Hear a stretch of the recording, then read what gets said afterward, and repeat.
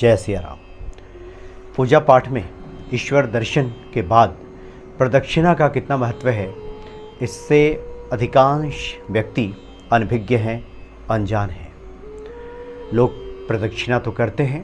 प्रदक्षिणा का तात्पर्य है परिक्रमा, यानी जब हम अपने इष्ट का, ईश्वर का दर्शन करते हैं तो उनके चारों तरफ घूमना दाहिनी तरफ से, यह प्रदक्षिणा है।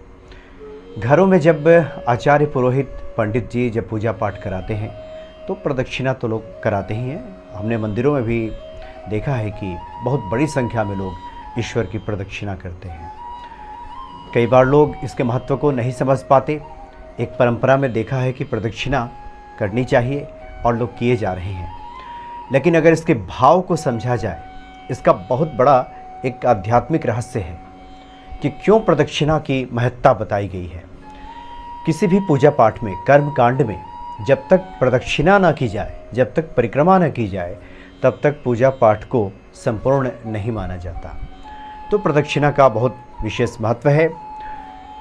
दरअसल इसके पीछे भाव ये रहता है कि जब हम ईश्वर के सामने शीश झुकाते हैं और उसके बाद अपने दाहिनी तरफ से उनके चारों तरफ जब घूमना शुरू करते हैं और पुनः उसी जगह पर आकर शीश झुकाते हैं, तो इसमें भाव यही होता है कि हम चाहे संसार में कहीं भी घूम लें, कहीं भी भटक लें, कहीं भी चले जाएं, लेकिन आखिरी जो परिणति है, जो हमारी गति है, जो आखिरी उद्देश्य है, लक्ष्य है, वो ईश्वर के चरणों में ही है।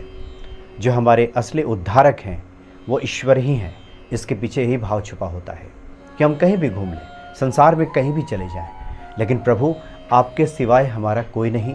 आखिर में आप ही के पास आकर हमें आराम मिलता है, चैन मिलता है, शांति मिलती है। हमारा उद्धार तो आप ही करेंगे। सूरदास जी लिखते हैं कि मेरो मन अनत कहाँ सुख पायो, जैसे उड़ी जहाज की पंछी फिरी जहाज पे आए।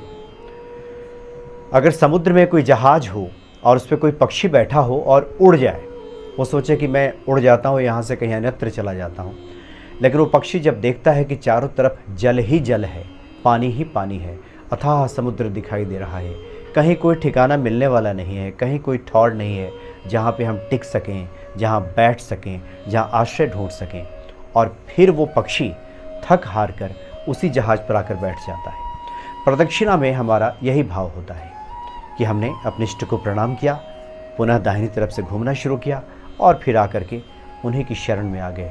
सब जगह से हार कर आप ही की शरण में आ गए, ये भाव होता है। वैसे भी इस कथा से सभी परिचित हैं कि भगवान शिव ने कार्तिकेय जी की और गणेश जी की शादी के बारे में, विवाह के बारे में जब सोचा कि सबसे पहले विवाह किसका किया जाए, तो कथा ये आती है कि भगवान शिव और माता पार्वती ने कहा कि जो सबसे पहले इस पृथ्वी की परिक्रमा करके लौटेगा उसका विवाह पहले होगा। कार्तिकेय जी के पास तो मोर है, वो निकल पड़े। गणेश जी बुद्धि के देवता हैं, उन्होंने माता पिता को ही पूरी सृष्टि मानकर सृष्टि के समकक्ष माता पिता को ही खड़ा कर दिया और उन्हीं की परिक्रमा कर दी और शीश झुकाकर खड़े हुए और कहा कि मेरे संसार तो आप ही हैं, मेरी सृष्टि तो आप ही हैं, आपके सिवाय तो मेरा कोई है ही नहीं, मेरी गति तो आपके चरणों में ही है। तो माता पार्वती और भगवान शिव आशीर्वाद दिए और प्रथम पूज्य बन गए गणेश जी। तो प्रदक्षिणा का बहुत ही विशेष महत्व है। अगर इस भाव को समझकर प्रदक्षिणा किया जाए, इसलिए प्रत्येक व्यक्ति को अपने पूजा में प्रदक्षिणा अवश्य करना चाहिए। जब हम पूजा करते हैं और दीप दिखाते हैं तो उस वक्त खड़े होकर के कम से कम 3 प्रदक्षिणा, नहीं तो 1 प्रदक्षिणा तो कर ही लें, 1 परिक्रमा वहीं पे खड़े खड़े। घर के में मंदिर में घूमने की आवश्यकता नहीं है, जहाँ पे हम खड़े हैं वहीं पे दाहिनी तरफ से वहीं पे गोल सा घूम गए, फिर प्रणाम कर लिया। 3 प्रदक्षिणा कम से कम कर लें, एक बार तो जरूर करें, 7 कर लें तो और अच्छा है। प्रदक्षिणा बहुत आवश्यक है। अलग अलग देवताओं के अलग अलग प्रदक्षिणा की बातें की गई हैं। भगवान विष्णु के जो साधक हैं, अगर आप भगवान विष्णु की पूजा करते हैं तो कम से कम 4 प्रदक्षिणा करनी चाहिए। अगर गणेश जी की हम पूजा करते हैं तो 3 परिक्रमा की बात की गई है। भगवान सूर्य के लिए 7 परिक्रमा का विधान है। माता दुर्गा की 1 परिक्रमा की जाती है और भगवान शिव की आधी परिक्रमा की जाती है।